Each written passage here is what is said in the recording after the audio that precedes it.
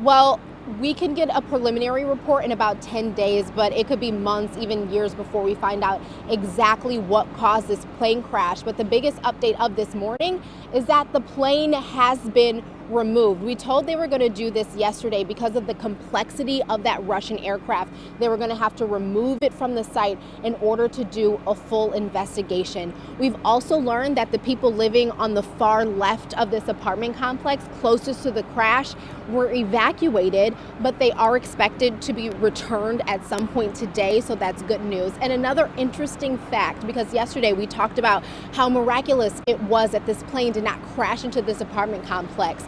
The NTSB is actually crediting an oak tree slowing down the plane to why it did not crash into that apartment complex. It's something that we can all be very thankful for. Now, in an exclusive interview, our Simon Shaquette spoke to the pilot, and he says that the first thing on his mind was if everyone was okay. This morning, more details are emerging surrounding Sunday's aircraft explosion. Drone footage taken moments after the crash showing the MiG-23's initial impact and a more than 500-foot-long smoky trail before the plane stopped miraculously just 20 feet from an apartment building. I had people calling me and saying, "Oh, are you okay? Are you okay?"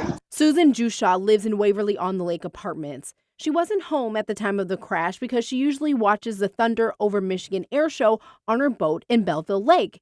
And that's where the pilot and passenger landed after ejecting from the plane. The NTSB confirming with 7 Action News, the pair used parachutes to escape when noticing engine failures and loss of power. The pilot remains in the hospital with serious yet not life-threatening condition. And only on 7, reporter Simon Shaquette speaking to the retired military pilot Daniel Filler. If you're able to share just something as far as how you're feeling. Looking ahead, he added, "I'm really hoping to get discharged today." Adding, "I'm glad that nobody got hurt. It was the first thing we asked, and we are so happy about that." The EPA and Eagle now investigating the environmental impact, scraping fuel from the soil, removing standing water and gas, and blocking sewers and placing booms and a dam through Willow Run Creek. The emergency's been mitigated, and now we're in what's called a recovery phase.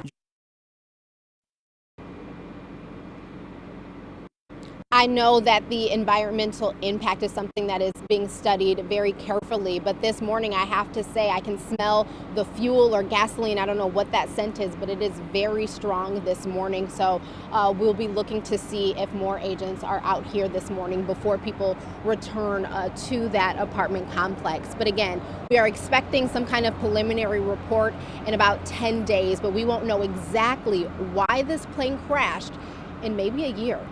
Live in Van Buren Township, I'm Kiara Hay for 7 Action News.